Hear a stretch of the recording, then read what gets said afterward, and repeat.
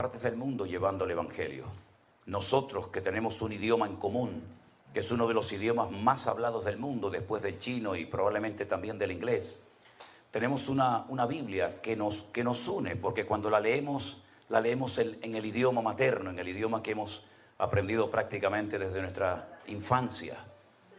Y siempre le estaremos tremendamente agradecidos a aquellos hombres que jugándose la vida y en algunos casos dieron su vida para que nosotros tuviéramos en el día de hoy la palabra de Dios en nuestro idioma. Hoy en día es normal que en cualquier casa de cualquier creyente puedan haber 2, 3, 4, 5 o más Biblias, ¿verdad?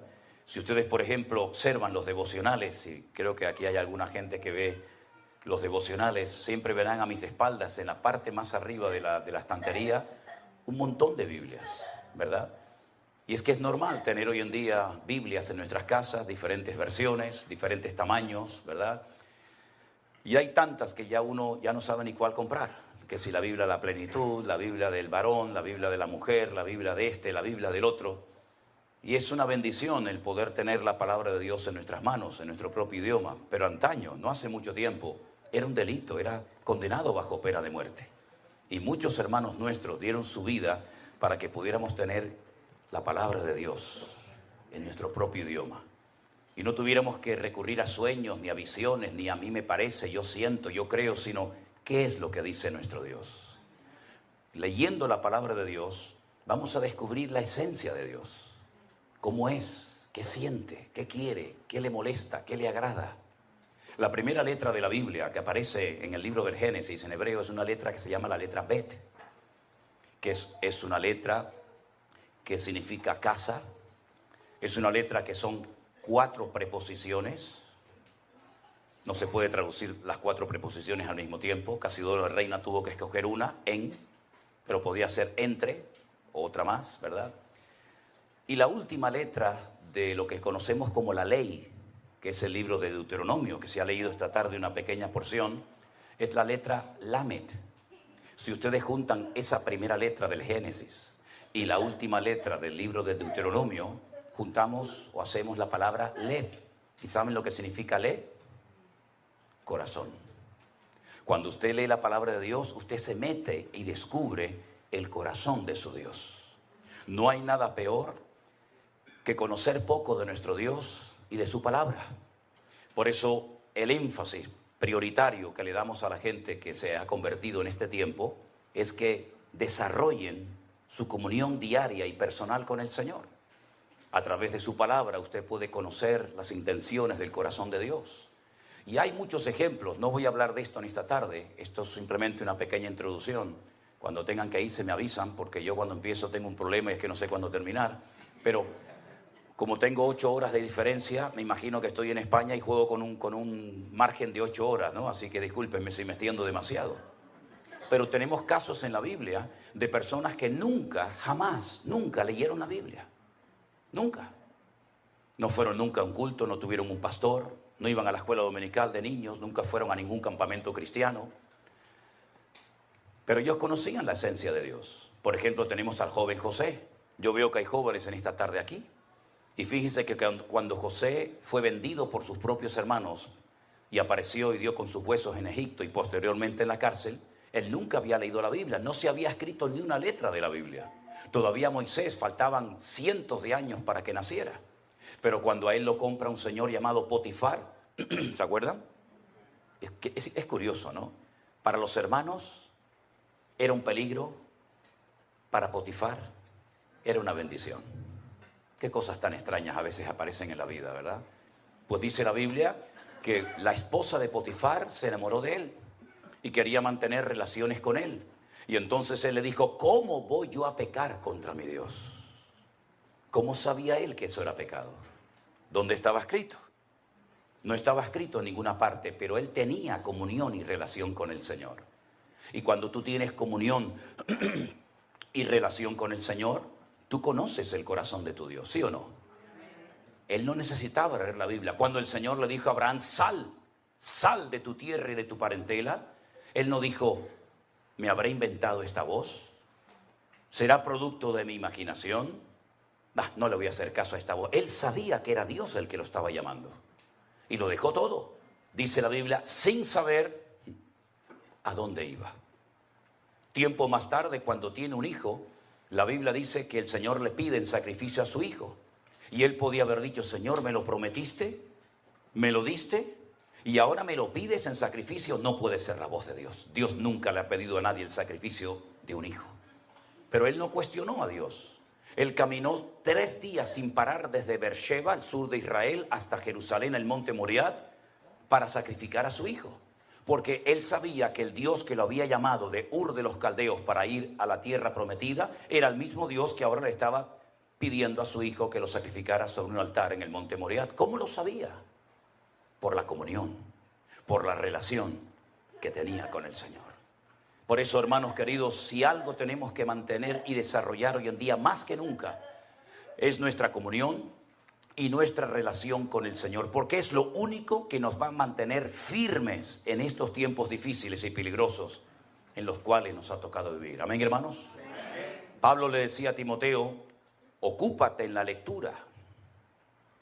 Ocúpate en la lectura. Y fíjate que estando en la cárcel, él le decía, tráeme los libros, tráeme los pergaminos, sabiendo que está a punto de morir y de entregar su vida por Cristo. Él todavía tenía anhelos de prepararse, de instruirse, de tener material para poder seguir preparándose como siervo del Señor. No hay nada peor que un cristiano ignorante. Por eso pasa lo que pasa.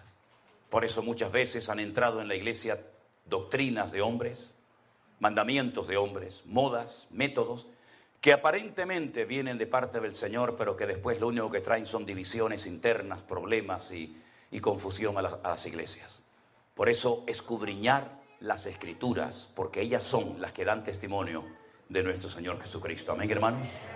Bueno, vamos a leer la palabra del Señor en esta tarde. No sé si la han traído, si no, no se preocupen. Yo quisiera leerles en esta tarde una historia muy bonita, una historia muy interesante de un hombre que se encuentra en el Evangelio de Lucas, capítulo 19. Evangelio según San Lucas, por favor, el capítulo 19, a partir del versículo 1 en adelante. Es la famosa y hermosa historia de Jesús y Zaqueo. Un poquito de agua tiene por ahí. Aquí, ahí está.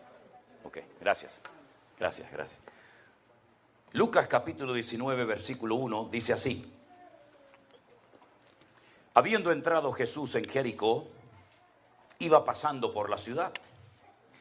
Y sucedió que un varón llamado Zaqueo, que era el jefe de los publicanos y rico, procuraba ver quién era Jesús, pero no podía. No podía a causa de la multitud, pues era pequeño de estatura. Corriendo delante, subió a un árbol sicómoro para verle, porque había de pasar por allí. Cuando Jesús llegó a aquel lugar, mirando hacia arriba, le vio y le dijo, Zaqueo, date prisa, desciende, porque hoy es necesario que yo pose en tu casa. Entonces él descendió a prisa y le recibió gozoso. Al ver esto, todos murmuraban diciendo que había entrado a posar con un hombre pecador. Entonces Zaqueo, puesto en pie, le dijo al Señor, Señor, la mitad de mis bienes se la voy a dar a los pobres. Y si en algo he defraudado a algunos, se lo devuelvo cuadruplicado. Versículo 9. Jesús le dijo, hoy ha venido la salvación a esta casa, por cuanto él también es hijo de Abraham.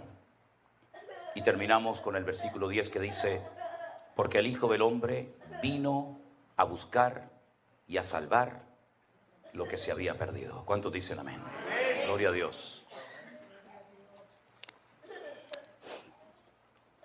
Cuando el pueblo de Israel sale de la esclavitud en Egipto, después de casi 400 y pico años de esclavitud allí, y lograron salir a través de Moisés, como bien saben ustedes, en la noche que celebraron por primera vez la fiesta de Pesaj o de la Pascua, estuvieron a punto de llegar a la tierra prometida y tomar posesión de aquel país virgen que era para ellos.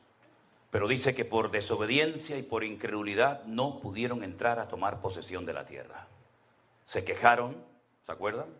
Lloraron amargamente en sus tiendas. Moisés había mandado un hombre de cada tribu, en total 12. La palabra que aparece ahí no es la palabra espías, sino la palabra exploradores.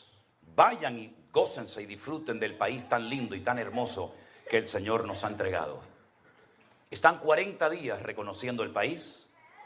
Cuando regresan, la Biblia dice que la gente estaba con la expectativa, con la ilusión de recibir aquel informe. Desanimaron al pueblo. Le dijeron, la tierra traga a sus moradores. La gente es enorme, son como gigantes. Nosotros parecíamos como pequeñas langostas en comparación con ellos. No vamos a poder conquistar el país. Solamente dos, ¿verdad? Como bien saben ustedes la historia, Josué y Caleb, los mandaron a callar y dijeron, ¿qué están diciendo? Es verdad que hay gigantes, es verdad que las ciudades están fuertemente protegidas por murallas, pero nuestro Dios está con nosotros y Él nos va a entregar la tierra. Así que no tengamos miedo, vamos a subir y los vamos a comer como si fueran pan. Lamentablemente no les hicieron caso. El Señor les dijo, 40 días habéis estado recorriendo la tierra a día por año. 40 años dando vueltas en el desierto hasta que toda esta generación de incrédulos desaparezca y Dios levante una nueva y fresca generación sin vuestros temores, vuestros traumas, vuestros complejos, y que se atrevan a tomar posesión de la tierra que fluye leche y miel, la tierra de Canaán. Pasaron 40 años, murieron miles de hombres en el desierto, y después vuelven otra vez a la frontera de la tierra prometida, ahí la tienen enfrente, y entonces Josué toma una decisión. En esta ocasión no manda exploradores, en esta ocasión manda 2 espías. 2 espías que tienen que pasar desapercibidos. 2 espías que no van a cara descubierta para que todo el mundo los conozca y los vea. Tienen que pasar desapercibidos para que traigan un informe a Josué de cómo es la ciudad de Jericó. Si ustedes han ido a Israel, los que han ido conmigo lo saben perfectamente, tenemos el río Jordán como frontera natural que divide lo que hoy en día se llama Jordania, antaño Moab, de Israel. Y nada más cruzar ese río, que en ese lugar del país es muy estrecho, inmediatamente enfrente te encuentras la enorme y gigantesca ciudad de las palmeras o la ciudad de Jericó. En aquellos tiempos, hoy en día no, en aquellos tiempos la ciudad tenía una doble muralla, eran como especie de círculos concéntricos, ¿verdad? Una muralla enorme por fuera y más adentro otro círculo. Cuando los 2 espías llegan a la casa de una tal Rahab, ¿se acuerdan? Rahab la ramera, les da hospedaje y ella les dice, hemos oído lo que vuestro Dios ha hecho por vosotros. Sabemos perfectamente que la ciudad va a caer en vuestras manos. Hemos oído cómo habéis vencido a los reyes que se levantaron contra vosotros en el desierto. Hemos oído cómo el Señor abrió las aguas del Mar Rojo y toda la gente en esta ciudad está asustada porque su corazón desfallece por causa de los hijos de Israel. Tener misericordia de mí y de mi familia cuando entréis a tomar posesión de la tierra, porque sabemos perfectamente que la ciudad va a caer tarde o temprano. Ellos le dijeron, si tú no le cuentas nada al rey, si tú no le cuentas nada a ningún hombre de que hemos estado aquí, tendremos misericordia de ti y de tu casa. Pero 2 condiciones. Primero, no salgas de la puerta de tu casa, quédate dentro. Si quieres que alguien más se salve contigo, tu padre, tu madre, tus hermanos o quien sea, que estén dentro de la casa contigo. Segundo, este cordón, esta tela, este trapo de color grana o rojo, lo vas a atar en la ventana para que cuando entremos a tomar posesión de la tierra, la gente sepa que en esa casa no tienen que entrar a herir, a matar a nadie, sino que ahí vives tú. Así fue. Todos conocemos la historia. Después de días y días de dar vueltas, la ciudad cae y las murallas de Jericó, según los arqueólogos, que les llamaron mucho la atención, no cayeron según la posición de las piedras de adentro hacia afuera, ni tampoco de afuera hacia adentro se cayeron, sino que todavía tenemos en nuestra retina las imágenes de cómo cayeron las famosas Torres Gemelas. ¿Te acuerdan? Se desmoronaron, cayeron de arriba abajo porque no era una obra del hombre. Era una obra, una intervención divina y sobrenatural. Las piedras se desplomaron sobre sí mismas y todas las murallas cayeron, excepto la casa de Rahab la ramera, que dice el libro del Génesis que ella vivía, su casa estaba entre un muro y el otro muro, en medio ella vivía, Toda la ciudad se desmoronó, pero su casa permaneció, porque la Biblia declara y dice: caerán a tu lado 1000 y 10.000 a tu diestra, mas tú no caerás, por cuanto has puesto tu confianza en el Señor tu Dios. Eso fue lo que pasó. Aleluya. Tremendo, tremendo. Esa ciudad cayó. Fue la primera conquista importante de la tierra prometida, y de ahí en adelante fueron tomando posesión de la tierra hasta llegar hasta la frontera, hasta el norte, que le tocó en posesión a la tribu de Dan. De ahí que se diga desde Dan, ¿verdad? Desde Dan hasta Berseba, desde el norte hasta el sur. En esta ciudad, que fue conquistada no por una estrategia humana, no por un método humano, sino por la voluntad y el poder de Dios, es donde el Señor Jesucristo se encuentra ahora. Este pasaje de Lucas capítulo 19 acontece en la ciudad de Jericó. Y es en la ciudad de Jericó donde hay un pequeño hombre de una estatura muy, muy pequeña llamado Zaqueo, que es el jefe de todos los publicanos y además un hombre tremendamente rico. Los publicanos en aquella época eran personas odiadas. Nadie quería tener contacto y comunión con los publicanos. Ellos no eran romanos. Los publicanos no eran extranjeros, por lo menos en Israel. Eran judíos que se pasaron al bando contrario, al bando del enemigo, y se encargaban de recaudar los impuestos para el enemigo, y al mismo tiempo se llenaban los bolsillos. Y por eso se enriquecían de una manera injusta. Este es el jefe de todos ellos. Uno de los peores insultos que se te podía decir en aquella época a un hombre era llamarte publicano, que es lo mismo que traidor. Traidor, recaudando, sacando el dinero, robándonos el dinero, nuestros ahorros, nuestros recursos, para dárselos al imperio romano, al enemigo. El Señor Jesucristo llega a la ciudad de Jericó porque fue conquistada milagrosamente por el poder de Dios, y este hombre lo quiere ver, pero dice la Biblia que es muy pequeño de estatura. No lo puede ver, no se desanima, no se deprima, no dice, bueno, total, ¿qué más da? Sino que sale corriendo, se sube a un árbol sicómoro. De hecho, el árbol sicómoro más famoso de Israel justamente está en Jericó. Los turistas van y se sacan fotografías al lado de un árbol sicómoro. ¿Y qué es un árbol sicómoro? Ustedes saben que para trepar, para subir a un árbol, a veces uno tiene que poner una escalera, porque las ramas están muy altas, pero el árbol sicómoro no. El árbol sicómoro es muy fácil treparlo, es como si fuera una escalera, porque las ramas empiezan desde abajo, así. Y entonces usted va pisando la primera rama, la segunda, la tercera, y enseguida se ponen en 4, 5, 6, 7 metros muy fácilmente, porque las ramas son muy anchas, muy fuertes, y empiezan desde el suelo. Y eso fue lo que hizo Zaqueo.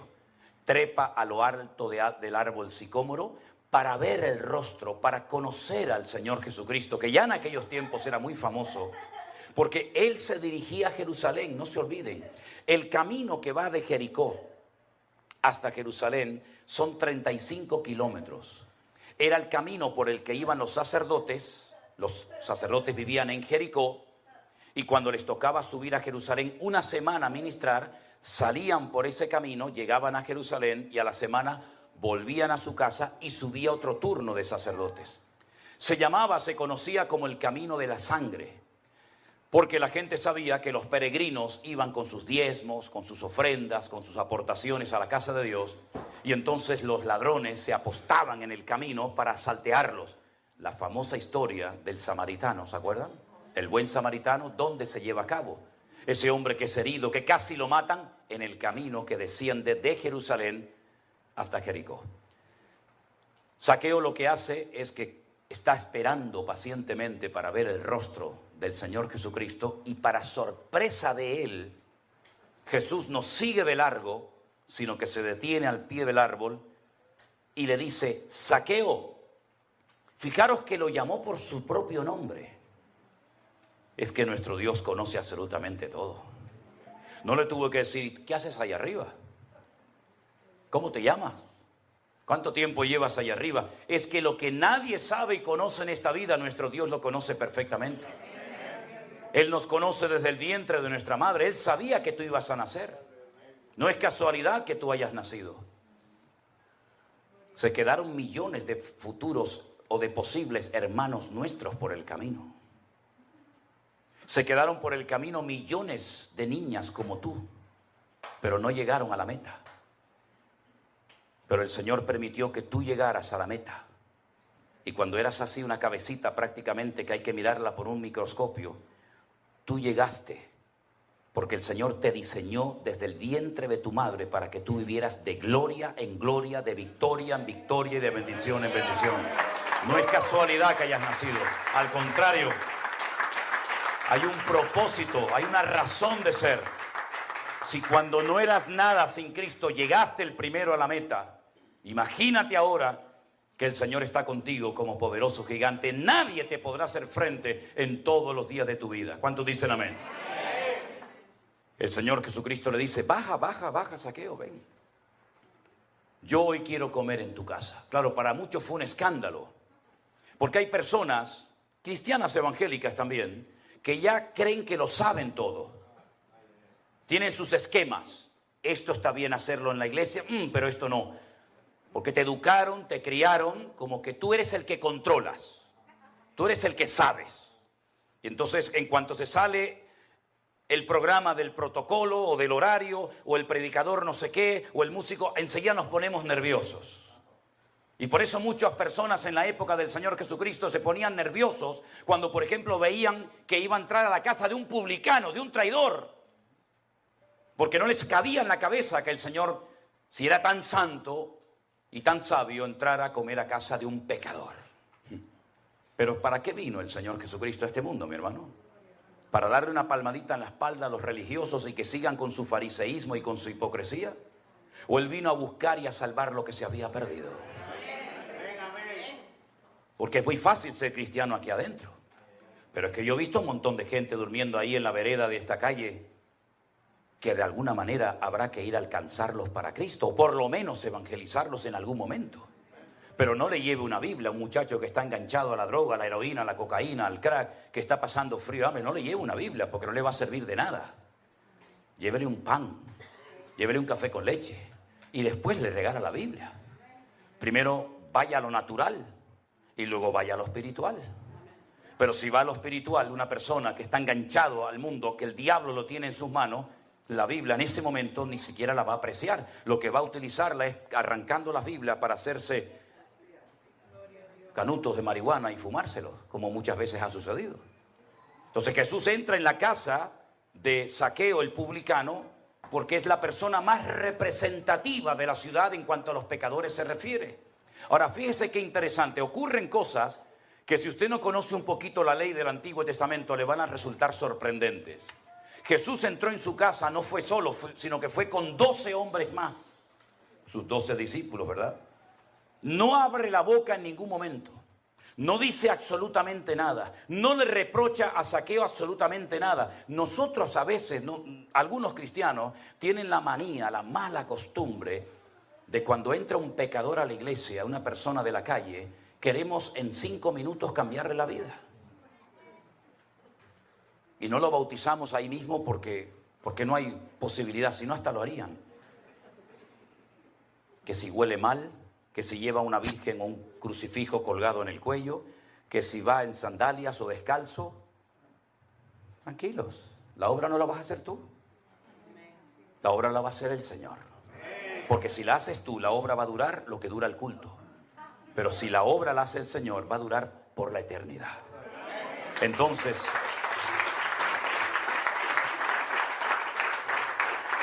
el Señor Jesucristo no abrió la boca. Podía haber dicho: Zaqueo, parece mentira. Somos judíos. Has ido a la sinagoga desde niño. Estás circuncidado como buen judío que eres. Y te has dedicado a servir al enemigo. ¿Qué has hecho con tu vida? La has tirado por la borda. No abrió la boca. Pero la presencia del Señor cambia a la gente. Y entonces hay un momento en la comida que Zaqueo, dice versículo 8, se pone de pie. Cuando una persona en la Biblia se pone de pie, es porque va a decir algo importante. Era la forma de la época. No había micrófono, no había megafonía. Entonces un hombre, una mujer se ponía de pie y todo el mundo guardaba silencio, porque algo importante va a decir. Él se pone en pie y dice: Señor. Lo llama Señor. En hebreo hay 2 palabras para la palabra Señor. Una es la palabra Baal. Sí, Baal. La del ídolo, sí, Baal. Baal significa Señor, lo que sería el Señor en minúscula para nosotros, ¿me explico? En hebreo no existen mayúsculas y minúsculas. Baal es Señor, por eso dice que Sara llamaba a Abraham mi Señor, Baalí. Pero la otra palabra que solamente se emplea para el Señor Dios Todopoderoso es la palabra Adonai o Adoní, que es mi Señor. Y si usted lee el Nuevo Testamento en la versión hebrea, dice Adoní, mi Señor, no Baal, sino Adoní, lo está reconociendo como el Señor. Luego ya empezamos bien. Le llama Señor, lo reconoce como el Señor, lo reconoce como el Creador, lo reconoce como el amo de su vida, y entonces añade la siguiente expresión: Señor, la mitad de mis bienes se la voy a dar a los pobres, la mitad. Imagínate tú, saca cuenta de todo lo que tienes, dice, bueno, tengo $1.000.000 en cosas. La mayoría de ustedes tienen eso, ¿no? La mitad, $500.000 se lo voy a dar a los pobres, pero es que no te lo van a devolver. Es que no lo puedes dar con intereses. Bueno, es una inversión, les doy $500.000 y recibo a los 6 meses 700.000. No, se lo voy a dar desinteresadamente. La mitad de mi patrimonio se lo voy a dar a los pobres. Algunos dirán, pero esto es una locura. ¿Qué le pasó a este hombre? Es que cuando Cristo entra en un hogar, uno hace locuras para el Señor.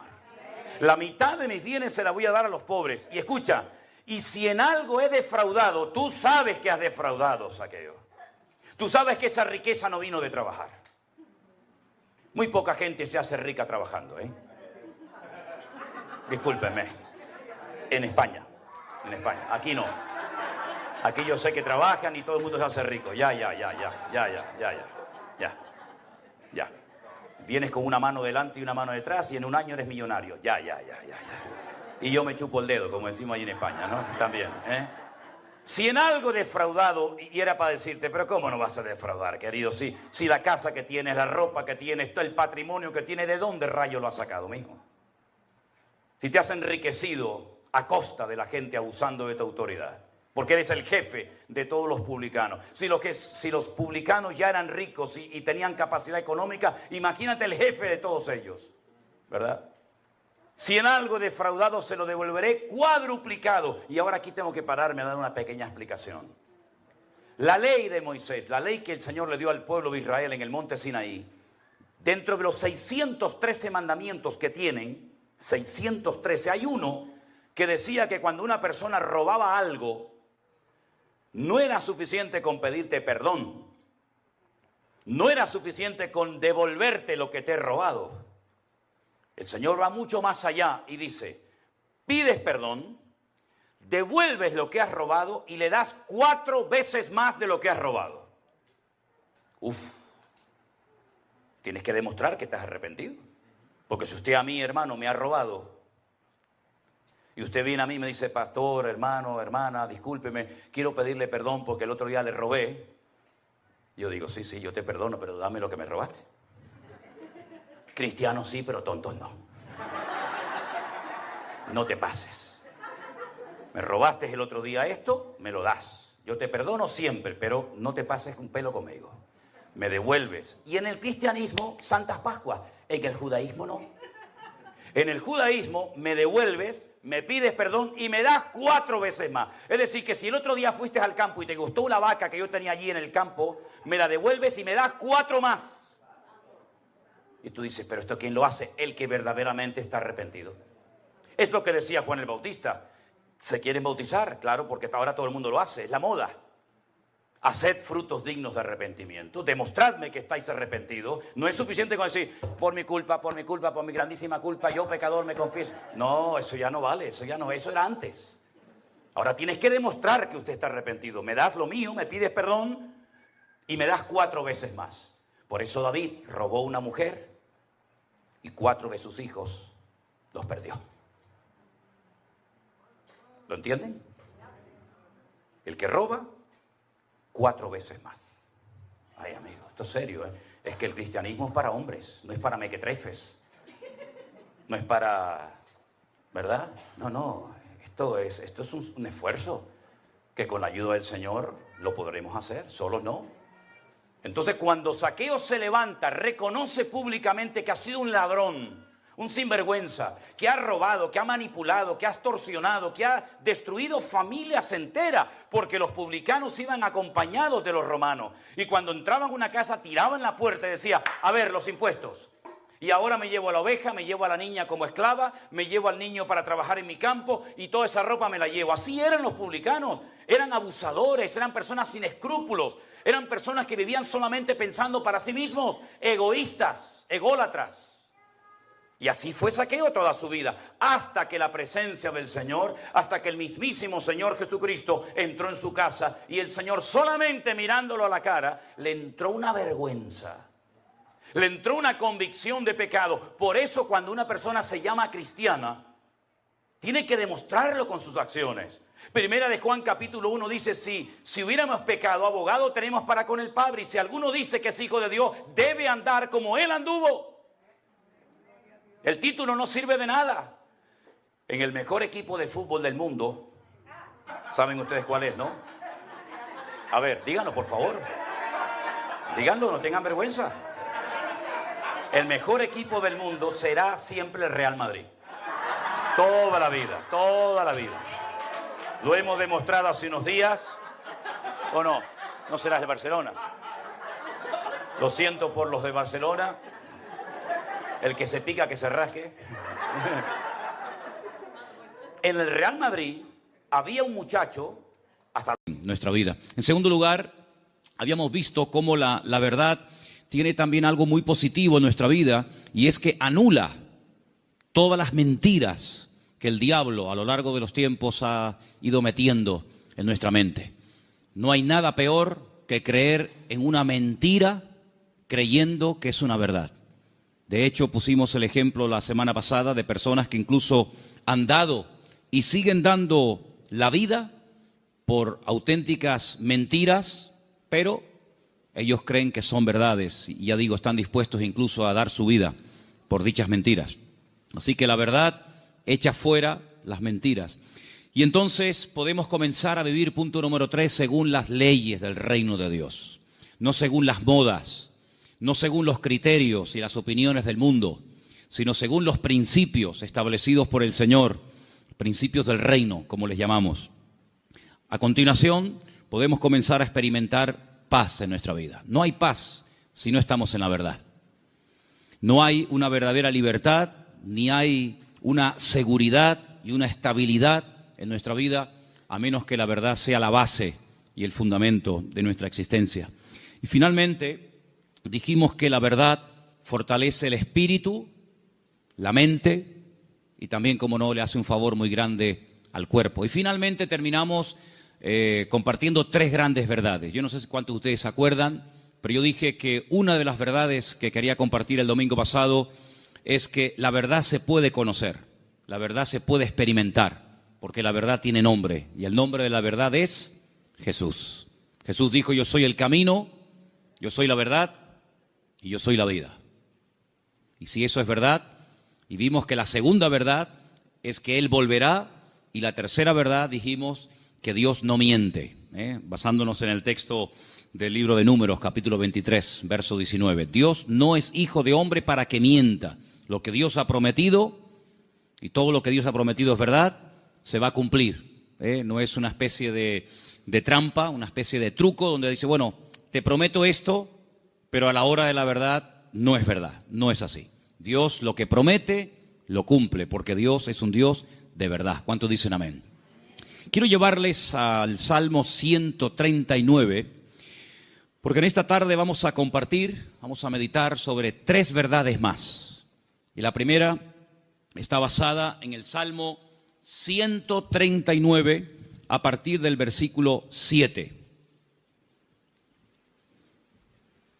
Es un salmo muy interesante, porque encontramos en él 3 atributos que son única y exclusivamente de Dios. No son atributos ni características del ser humano. Estas 3 cualidades o características solamente las tiene Dios. Y en este Salmo 139 aparecen estas tres. Hay salmos que aparece una, en otros salmos aparecen dos, pero en este casualmente, el Salmo 139, podemos encontrar la omnisciencia de Dios. Es decir, Dios todo lo sabe, todo lo conoce, pasado, presente, futuro, Dios lo sabe perfectamente. Y eso lo encontramos en este Salmo. Encontramos la omnipresencia de Dios, es decir, Dios está en todas las partes al mismo tiempo. No significa que si está en un lugar se ausenta de otro, sino que la presencia de Dios lo abarca todo. Él está en todas partes, que no es lo mismo que decir en todas las cosas. Eso sería una aberración, decir que Dios está en las cosas. Dios está en todas partes, pero Dios no está en las cosas.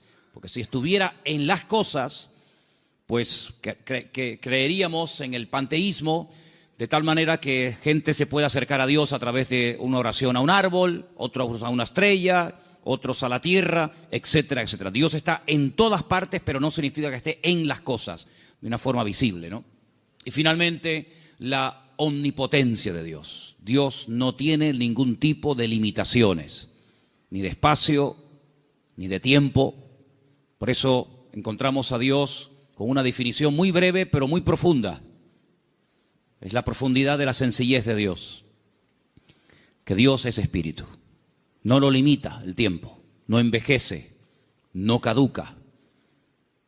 La Biblia ha sido escrita en un lenguaje humano, donde aparecen muchas figuras retóricas para explicar lo que Dios es y lo que Dios hace. Y hay una figura muy común en la Biblia que se llama antropomorfismos, y es utilizar elementos del cuerpo humano para hablar de aspectos o características de Dios. La Biblia dice o habla del brazo del Señor, sobre quién ha creído nuestro anuncio y sobre quién se ha manifestado el brazo del Señor. La Biblia habla de los ojos de Dios, la Biblia habla de la mano de Dios, pero son simplemente eso, antropomorfismos, es utilizar un lenguaje conocido, un lenguaje humano, ¿verdad?, distintas partes del cuerpo, para describir la naturaleza de Dios en la vida de su creación, en la vida de los seres humanos. Hemos oído a veces escuchar como que la naturaleza tiene el libre albedrío de hacer cuanto quiera, y no es verdad. Las leyes de la naturaleza las estableció Dios desde el principio de los tiempos. Fíjense qué curioso que todas las leyes que el hombre ha ido descubriendo con el paso del tiempo son leyes que estaban ocultas a los ojos del hombre. El hombre no las ha inventado, simplemente las ha descubierto, ¿verdad? Pero son leyes que Dios estableció desde el principio de los tiempos.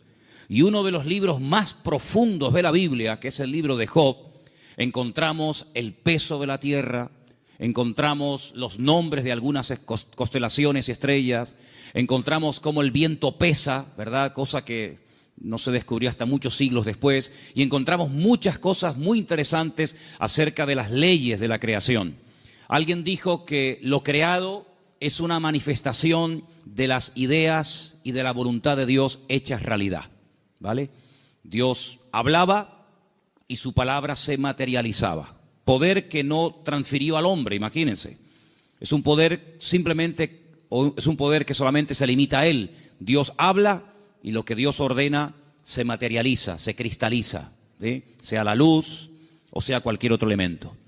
Ahora, en el Salmo 139 vemos estos tres atributos de Dios, repito, omnisciencia, omnipresencia y omnipotencia. Y a partir del versículo 7, el salmista se hace una serie de preguntas muy interesantes, pero las hace en forma de sorpresa. Aquí dice: ¿a dónde me iré de tu espíritu? ¿A dónde huiré de tu presencia? Si subiere a los cielos, allí estás tú. Si en el Seol hiciere mi estrado, he aquí, allí tú estás. Si tomare las alas del alba y habitar en el extremo del mar, aún allí me guiará tu mano y me asirá tu diestra. Si dijere, ciertamente las tinieblas me encubrirán, aún la noche resplandecerá alrededor de ti. aún las tinieblas no encubren de ti, y la noche resplandece como el día. Lo mismo te son las tinieblas que la luz. ¿Cuántos dicen amén? Ahora, en la Biblia encontramos a ciertos personajes que por las circunstancias que estaban atravesando no les quedó más remedio que huir y esconderse de las personas que querían quitarles la vida. Por ejemplo, piensen en Moisés. Cuando él tenía 40 años, dice la Biblia que él, para mediar en una disputa, en una pelea, dice que él se levanta contra un egipcio y lo mata y lo oculta. Pero aparentemente se ve que su crimen, su asesinato no quedó, digamos, oculto. Y al día siguiente alguien le dice: ¿me vas a matar a mí como ayer mataste al egipcio? Y esto le produjo un pánico, le trajo un miedo tan grande a Moisés, que dice que tuvo que huir al desierto. Y se ve que no lo encontraron. Se ve que el faraón, que a lo mejor intentó encontrarlo, fue todo en vano, porque pasó 40 años en el desierto y la Biblia no dice en ningún momento que a Moisés lo localizaron y lo llevaron a Egipto y lo sentenciaron. Por lo tanto, supo huir y se escondió, pero tuvo que huir. Tenemos, por ejemplo, el caso de David. David es un joven que recibe el llamado de Dios, la unción, el respaldo de Dios siendo muy joven. El profeta Samuel derrama sobre él aquel cuerno lleno de aceite que tipificaba la unción que él tendría el día de mañana para ser el segundo rey de Israel. Y dice la Biblia que durante muchos años, David tuvo que huir y tuvo que escaparse y esconderse, porque Saúl estaba obsesionado con quitarle la vida. Y se ve que lo hizo bien, por supuesto, la bendición de Dios también estaba con él, porque Saúl nunca lo encontró, a pesar de que muchas veces estuvo muy cerca de echarle mano, incluso hasta de quitarle la vida. Así que vemos que hay hombres en la Biblia, seguramente hay otros, que tuvieron en momentos puntuales de la vida que huir.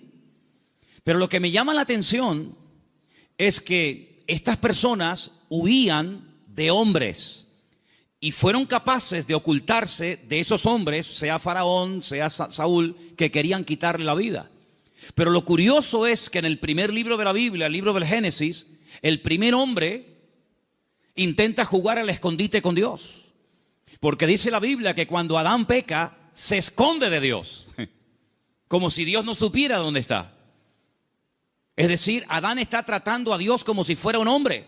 Así como Saúl no pudo encontrar a David porque sabía dónde esconderse, y así como Moisés se supo meter en el desierto y no lo encontraron, Adán creía que se podía ocultar de Dios. Sin embargo, el Señor sabía perfectamente dónde está. Me llama la atención que cuando leemos el libro del profeta Jonás, en el capítulo 1, dice la Biblia que él recibe un llamamiento para ir a predicar a una tierra extranjera, a la capital del imperio de Asiria. La ciudad se llamaba Nínive, pero él no quería ir, porque él sabía que si la gente se exponía a la palabra y se arrepentían, Dios los iba a perdonar. Y como él no quería que Dios los perdonara, sino que los castigara y los destruyera, pues dice: no voy a predicarles. Y como no van a tener la opción de arrepentirse, pues que se mueran. Y entonces dice que desciende a una ciudad que en la Biblia se llama Jope, pero que en la actualidad se llama Jaffa, y dice que toma un barco para huir de la presencia del Señor.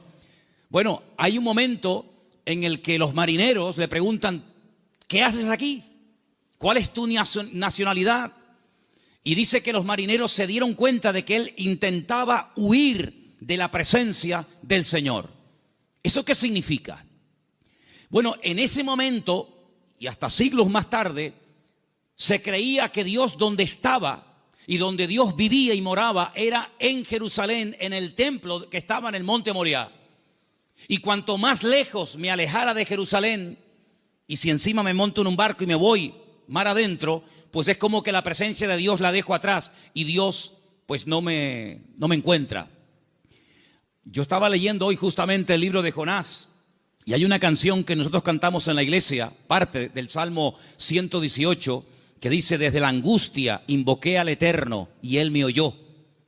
Y en la oración que Jonás hace desde el vientre del gran pez, pues dice la Biblia que él dice: desde la angustia invoqué al Eterno y Él me respondió. Así que el Salmo 118, Jonás lo sabía perfectamente, pero el 139 se ve que se olvidó. Porque el 139, el salmista dice: ¿a dónde me voy a esconder? ¿A dónde voy a huir de tu presencia? Vaya a donde vaya, sea hacia arriba, sea hacia abajo, sea a la izquierda o sea a la derecha, nunca podré huir de tu presencia, porque él tenía bien claro el concepto de la omnipresencia del Señor. ¿Cuántos dicen amén? Ahora, esta gente huía en el sentido negativo, pero hermanos, esto nos tiene que producir un gozo y una alegría a todos y a cada uno de nosotros enorme, inmensa. ¿Sabéis por qué? Porque vayamos a donde vayamos, no importa las circunstancias en las que nos encontremos, la presencia del Señor siempre, siempre estará a nuestro lado. ¿Cuántos dicen amén? No importa si te encuentras en una cárcel, allí el Señor sabe que estás. ¿O acaso nos hemos olvidado de que una noche bien tarde Pablo y Silas cantaban, los presos les oían, pero no solamente los presos les oían, sino que el Señor en el cielo también les oía, y dice que los liberó de una forma tremenda? ¿Cuántos dicen amén?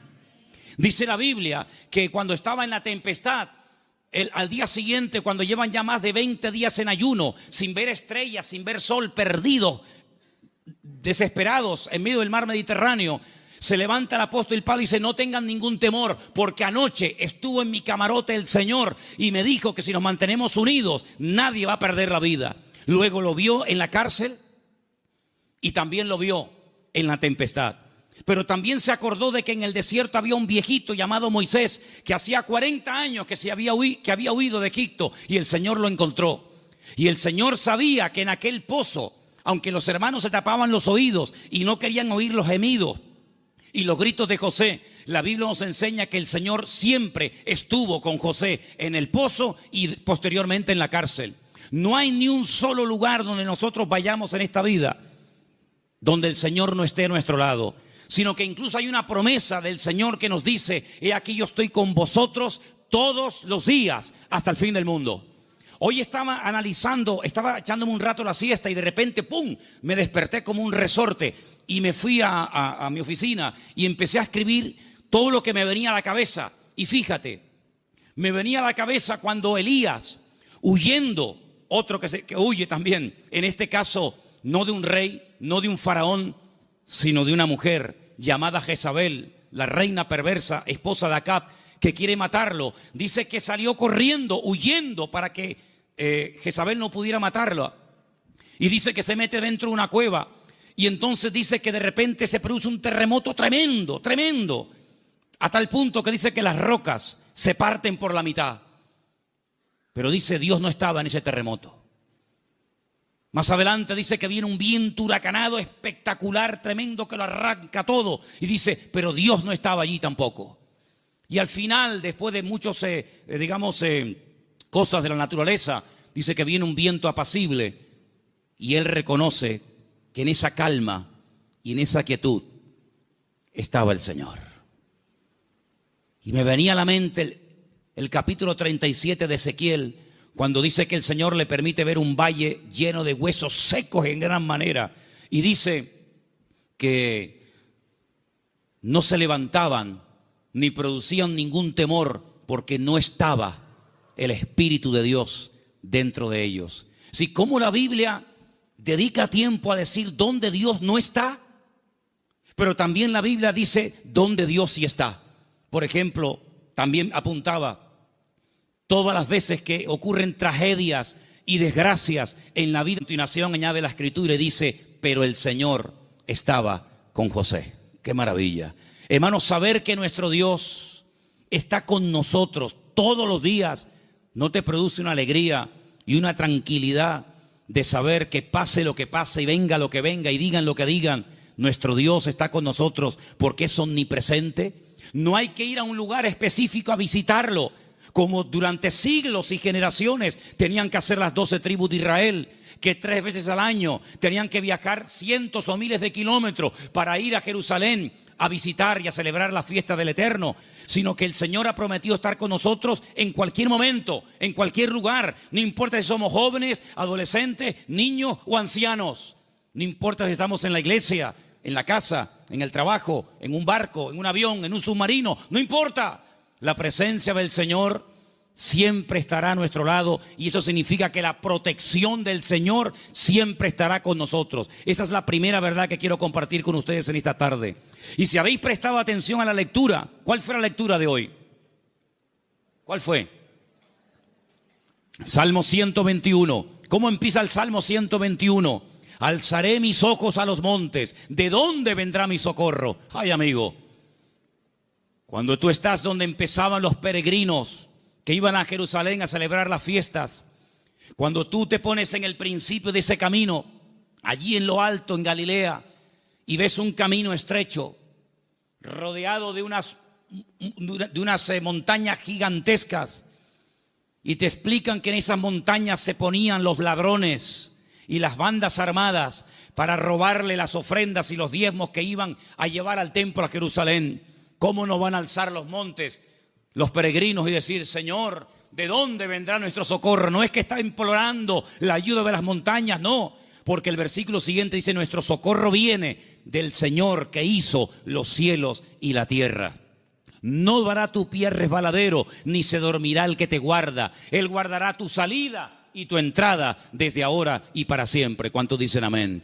Hermanos, en estos tiempos en los que estamos viviendo, es importante que nos recordemos cada día: el Señor, la presencia del Señor, la cobertura del Señor está a mi lado. ¿Cuántos dicen amén? Dile que está a tu lado: el Señor está con nosotros porque es un Dios fiel. Aleluya. Esa es la primera verdad que tenemos que tener presente en nuestra vida. Primera de Juan 5:18, primer versículo que nos van a leer en esta tarde. Primera de Juan, capítulo 5, verso 18. Presten atención, por favor. Sabemos que todo aquel que ha nacido de Dios no practica el pecado, pues aquel que fue engendrado por Dios le guarda, y el maligno no le toca. El maligno, la promesa que dice, el maligno no le toca. ¿A quién no le toca? Al Hijo de Dios. ¿Y por qué no le toca? Porque está protegido. ¿Por quién? Por aquel que lo engendró. Nuestro Dios no solamente está, sino que está para defendernos, está para guiarnos, está para bendecirnos. No está dormido y hay que despertarlo, como en algún momento el profeta Elías les decía a los profetas de Baal: griten, griten, levanten la voz. Tal vez vuestro Dios está de camino, o está dormido, o cansado, se ha ido de viaje, sino que nuestro Dios está a nuestro lado, pero no de una forma pasiva, indiferente, sino que está a nuestro lado para pelear nuestras batallas y defendernos. ¿Cuántas veces hemos mencionado el pasaje de cuando el profeta Eliseo, no Elías, Eliseo, se encuentra rodeado de enemigos y su criado Giesi se lo comenta y le dice: estamos rodeados, nos van a matar? Y el profeta Eliseo ora para que el Señor le abra los ojos espirituales a su criado incrédulo Giesi, porque le dice: más son los que están con nosotros que los que vienen contra nosotros. Y entonces él pudo ver por los ojos de la fe cómo la presencia del Señor estaba alrededor de aquella casa, y aquellos que venían a matarlos al final quedan ciegos y ellos los tienen que guiar hasta salir de la ciudad. Hermanos, ese es nuestro Dios, un Dios que ha prometido estar con nosotros todos los días. Estemos también nosotros con Él todos los días. ¿Cuántos dicen amén? Segunda y gran verdad que quiero compartir en esta tarde: el poder inmenso, ilimitado del nombre del Señor Jesucristo. Marcos, capítulo 16, versículo 17 al 18. Presten atención, por favor. Y estas señales seguirán a los que creen. En mi nombre echarán fuera demonios, hablarán nuevas lenguas, tomarán en las manos serpientes, y si bebieren cosa mortífera no les hará daño. Sobre los enfermos pondrán sus manos y sanarán. Todo cuanto se menciona ahí con una connotación milagrosa: echar fuera demonios, hablar lenguas, orar por los enfermos, etcétera, etcétera, todo va precedido por el nombre de Cristo. En mi nombre, en mi nombre, en mi nombre. El Señor Jesucristo nos enseña en la palabra que cuando oramos los creyentes tenemos que orar en su nombre. Firme la oración. No oramos en nuestro nombre. No nos acercamos a Dios con nuestros méritos, sino que oramos en el nombre del Señor Jesucristo. Y en el libro de Filipenses, el capítulo 2, nos da una pincelada, una explicación del poder tremendo de ese nombre. Presten atención. Después de humillarse, después de despojarse de toda su gloria y dignidad, después de haberse hecho siervo y estando en la condición de hombre, se humilla hasta lo sumo y muere de una forma terrible, como era la muerte de cruz, y haciéndose obediente hasta la muerte. A continuación de eso, dice, por lo cual Dios lo exaltó hasta lo sumo, a lo máximo, y le dio un nombre sobre todo nombre. Y ahora escucha versículo 10. Para que en el nombre de Jesús se doble toda rodilla de los que están en los cielos, en la tierra y debajo de la tierra. Y toda lengua confiese que Jesucristo es el Señor, para gloria de Dios Padre. El poder del nombre de Cristo, no somos conscientes de lo poderoso que es mencionar ese nombre. Los demonios huyen y tiemblan cuando se menciona el nombre de Jesucristo. Es un nombre de poder, es un nombre de autoridad. No hay nada ni nadie que se resista al poder del nombre de Cristo. Una vez escuché a un predicador que vino a Las Palmas hace muchos años. Había sido misionero en África. Y un día no se le ocurre otra cosa más que ir a una tribu de caníbales. Y dice que mientras dormía en una choza durante la noche, hay un momento en el que él se despertó y ve a un caníbal con un garrote a punto de darle un palo en la cabeza y matarlo. Dice que fue algo tan rápido, no había tiempo para decir, hermano, vamos a orar, espérate un momentito. Dice que solamente dijo, Jesús. Solamente mencionó el nombre del Señor. Y dice que se le cayó ese garrote de la mano a este hombre y salió corriendo. Hermanos, hay millones de testimonios de personas que han sido sanadas, liberadas, salvadas, bendecidas y transformadas por el poder del nombre de Jesucristo. Es un nombre que tenemos que utilizarlo cuando oramos, cuando hacemos cualquier cosa, conducir, estudiar, trabajar, salir, entrar. Porque no solamente es una sugerencia, no solamente es una propuesta, una idea que les lanzo, sino que es un mandamiento bíblico. Vamos a leer en Colosenses 3:17. Fíjense cómo la Biblia nos enseña lo que estoy diciendo en esta tarde. Colosenses 3:17, por favor. Y todo lo que hacéis, sea de palabra o de hecho, hacedlo todo en el nombre del Señor Jesús. Todo. Dando gracias a Dios, Padre, por medio de Él. Todo lo que hacéis, todo lo que habláis, hacerlo todo en el nombre del Señor Jesucristo. Cuando se monten en el coche a conducir, Señor, en tu nombre pedimos que nos traigas y que nos lleves de regreso a casa con tu paz y con tu bendición. Cuando vayas a un examen, cuando vayas a prepararte para hacer un examen o estudiar, Señor, yo me preparo, yo estudio, yo memorizo, pero yo pido que en tu nombre este examen salga bien, Señor. Cuando vas a trabajar o cuando vas a buscar trabajo, cuando vas a dormir, cuando vas a levantarte, todo lo que hacemos y todo lo que decimos, dice, hacedlo todo en el nombre de nuestro Señor Jesucristo. ¿Cuántos dicen amén? Y vas a ver cambios, vas a ver algo diferente en tu vida, porque ese nombre es un regalo, permítame la palabra, que Dios le ha dado al creyente, a sus hijos, a su pueblo, a su iglesia, para que lo use. El Señor Jesucristo le dijo un día a sus discípulos, no habéis recibido nada porque no os habéis atrevido a orar en mi nombre, pero a partir de ahora, todo lo que pidáis en mi nombre, os lo daré, para que mi Padre sea glorificada en esa petición. ¿Cuántos dicen amén? Así que esta es la segunda verdad que tenemos que interiorizar en nuestra vida. Tenemos un nombre, hermanos, un nombre de autoridad en el cielo, en la tierra donde vivimos ahora mismo y aún debajo de la tierra.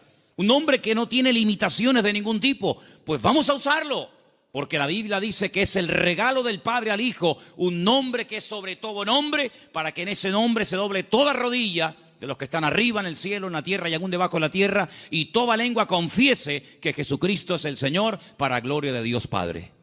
Dice también en un versículo que vamos a leer a continuación, en Proverbios 18:10, nos pone un ejemplo gráfico de la protección que proporciona el nombre del Señor, el nombre de Dios. Proverbios 18:10, por favor. Torre fuerte es el nombre del Señor. A él correrá el justo y será levantado. Torre fuerte es el nombre de nuestro Señor, y a él correrá el justo y será levantado. Leían el día de ayer una historia cuando un tal Abimelech quiere matar a un montón de gente y dice que se dirige a la ciudad donde están las personas que él en un principio quiere aniquilarlas. Esto lo pueden ver en el capítulo 9 del libro de Jueces. Y dice la Biblia que en esa ciudad había una torre donde la gente de la ciudad, las mujeres y los niños se metieron, subieron a lo alto de la torre y allí se escondieron, y dice que no les pasó nada. Yo no sé si el salmista se inspiró en esa historia para escribir estas palabras. Torre fuerte es el nombre de nuestro Dios.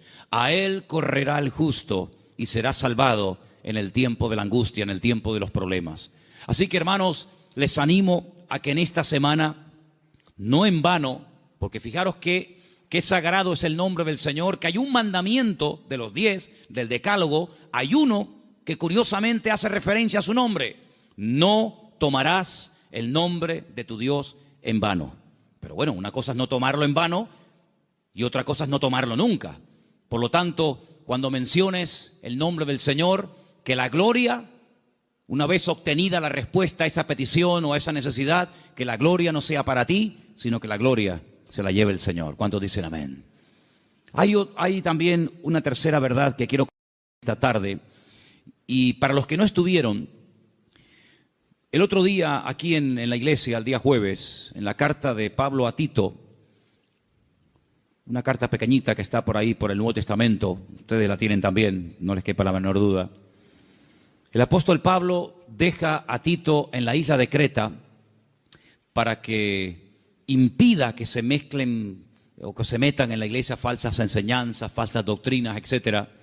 Y una de las cosas que el apóstol Pablo le decía a este joven pastor es que en la iglesia tiene que haber, a nivel de cuerpo, una sana doctrina, y que el liderazgo, los ancianos que él iba a nombrar para que ocuparan cargos de responsabilidad en la obra, tenían que ser personas con una serie de características. Algunas eran prudentes, con paciencia, serios, sobrios, etc. Pero lo que me llamó la atención es que dice, y el liderazgo tiene que tener una fe sana.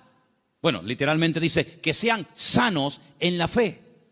Y esto despertó mi curiosidad, porque la tercera verdad que quiero que en esta tarde escuchen ustedes y quiero compartir es el poder que tiene el cuerpo, el pueblo del Señor, siempre y cuando la fe de esa iglesia sea una fe sana. Y algunos dirán, pero ¿cómo que una fe sana? ¿Es que acaso hay una fe que no es sana? Pues sí. La fe a veces se puede enfermar. De hecho, vimos el jueves, repasamos un poco, que hay un momento puntual en el ministerio del Señor Jesucristo en el que algunos discípulos vienen y le dicen, Señor, nos ha pasado algo y queremos contártelo. Hemos entrado a una ciudad y no nos han querido recibir. No han sido hospitalarios, han sido fríos. Incluso nos han pedido que nos marchemos de la ciudad, que no quieren saber nada de ti, de tu ministerio ni de tus palabras. Y le dicen ellos al Señor, y uno de ellos era nada más y nada menos que Juan. ¿Quién lo diría?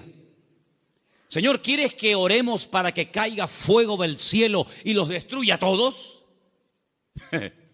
Oye, qué fe, ¿eh? Ellos creían que si oraban y que cayera fuego del cielo, el Señor respondería a sus oraciones. Pero el Señor dice, alto. No. Ese espíritu no es el que debe de caracterizar a un discípulo mío. La fe no es para destruir, la fe es para edificar. Si en todo lugar donde no nos escuchan vamos a pedir fuego, vamos a prenderle fuego a todo el país. Y una vez dije, ¿por qué se creen ustedes que el Señor se llevó al profeta Elías? Porque como siguiera como seguía, le iba a prender fuego a todo el país. El único que iba a quedar con vida era él. Pero saben, hermanos, esa es una fe distorsionada. Es una fe mal encaminada. Es una fe que, como una especie de lámpara de Aladino, te crees que todo lo que pides tienes que recibirlo. Y no está basada en la razón, no está basada en la palabra, en el sentido común, sino está basada en una emoción, en un rechazo que sientes hacia una gente que no te ha querido escuchar. Y es una fe que no tiene nada que ver con una fe sana, que es la fe que tiene que tener el creyente. Es una fe totalmente distorsionada, una fe que no es la que yo quiero que ustedes tengan. Luego Pablo también hablaba de que había gente que tenía fe fingida. Fe fingida. Y Pablo dice a Timoteo: yo doy gracias a Dios que la fe que tú tienes no es fingida. Porque la fe que tú tienes primeramente la tuvo tu abuela y después se la traspasó a tu madre y ahora la tienes tú. Y dijimos que esa fe no fingida tiene que ver con una fe sincera, sin mezcla, sin hipocresía. Otra versión dice sin engaño, sin máscara. Hablamos también acerca de que hay fe, hay gente que tiene fe, pero es una fe muerta. Tienen fe, pero está muerta.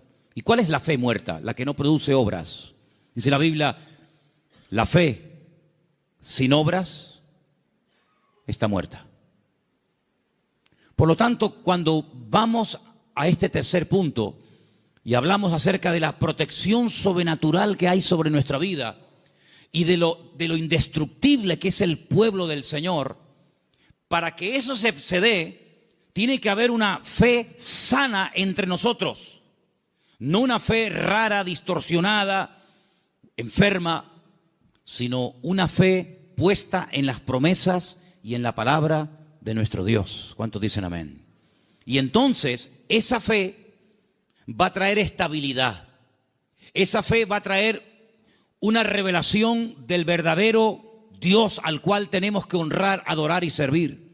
Porque yo creo con todo mi corazón que la forma como oramos, la forma como nos planteamos nuestro estilo de vida, las decisiones que tomamos o no, es decir, todo lo que hacemos en la vida como creyentes, gira en torno al concepto que tenemos de nuestro Dios. Es decir, si nuestro concepto de Dios está equivocado, por mucha fe que tengamos, no estamos actuando correctamente. Y volvemos al principio del mensaje de hoy. Jonás creía que había lugares donde se podía esconder de Dios y Dios no encontrarlo.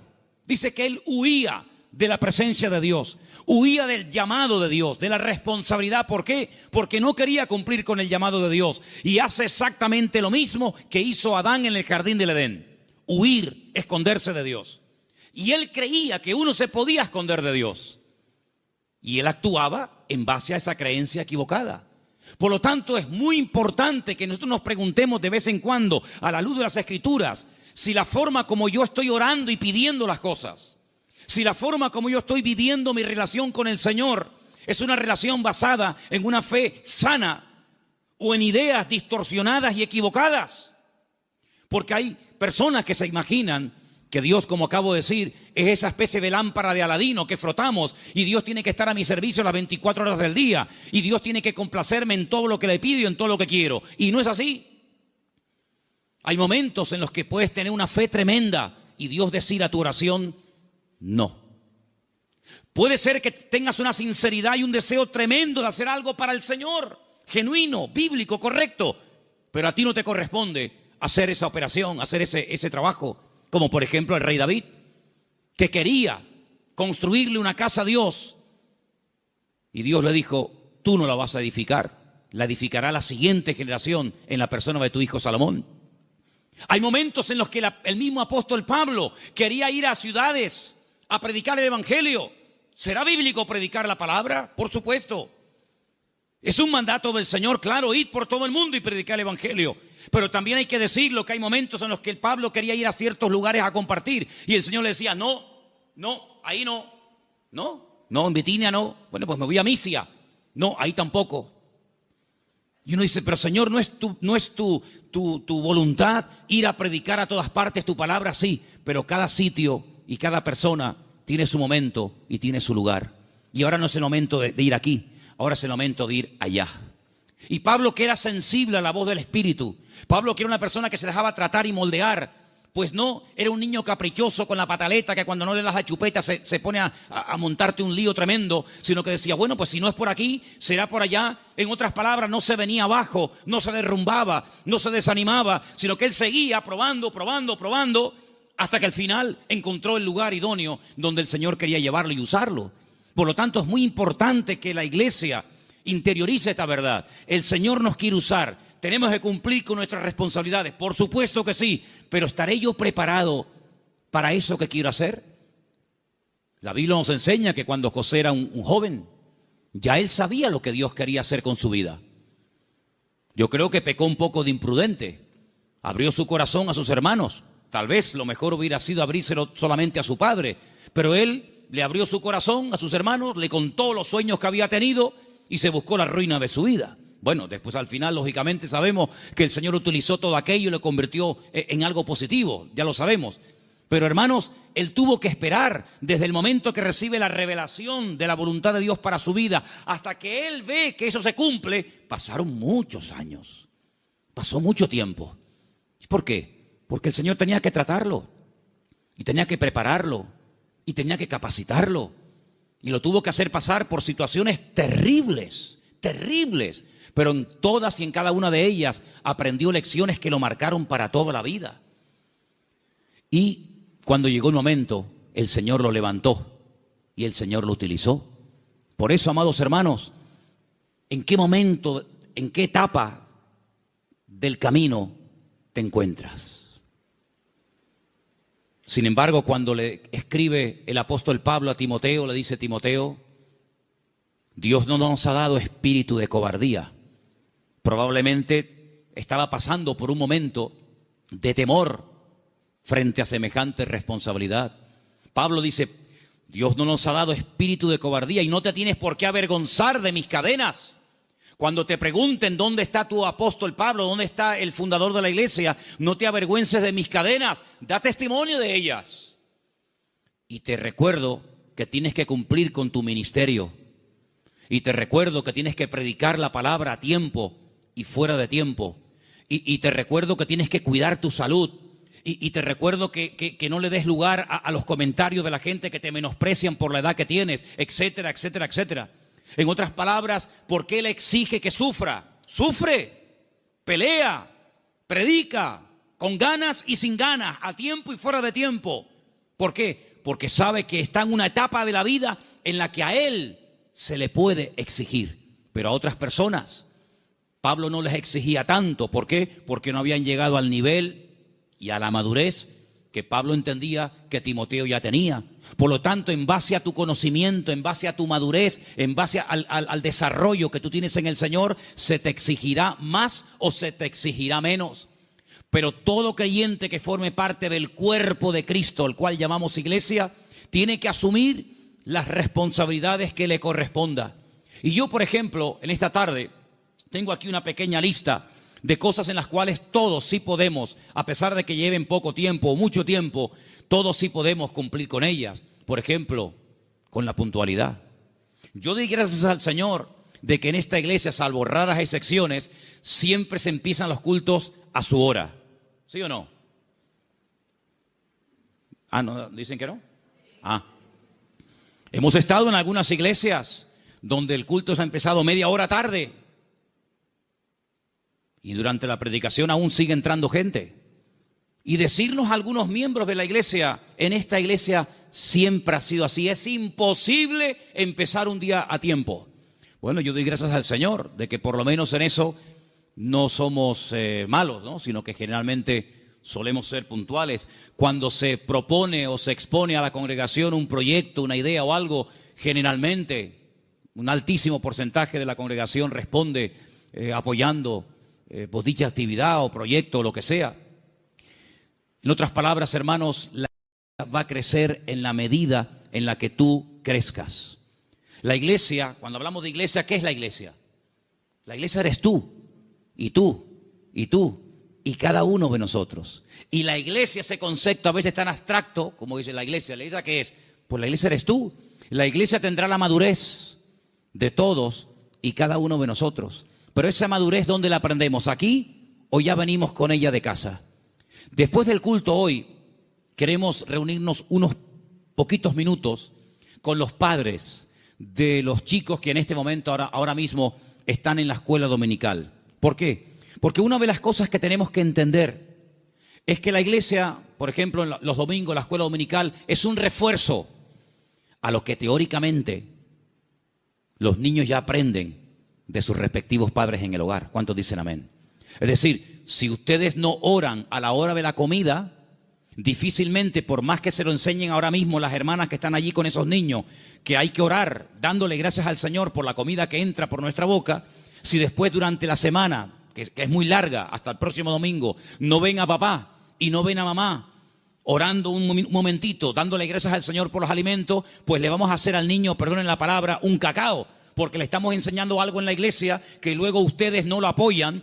Es decir, que lo que aprendan aquí, luego vean la práctica en el hogar. ¿Cuántos dicen amén? Si, por ejemplo, un niño un día en una escuela dominical tiene una clase donde, por ejemplo, no sé, se le habla del perdón, pues que cuando lleguen momentos puntuales, pues que el niño vea que en casa la asignatura del perdón se aprueba con sobresaliente y no siempre con suspenso. Y simplemente quiero ponerles un ejemplo. Porque la tercera verdad que estoy tratando de compartir esta tarde es la importancia de la iglesia en el mundo y cómo la iglesia es indestructible siempre y cuando cumpla con los requisitos bíblicos establecidos por el Señor en su palabra. ¿Dónde aprendió José a perdonar, a reconciliarse, a llevarse bien con otras personas? ¿Dónde lo aprendió? ¿En Egipto? ¿En Egipto lo aprendió? No, lo aprendió en el hogar, lo aprendió en casa. Yo no sé, supongo que sí, ya es especular.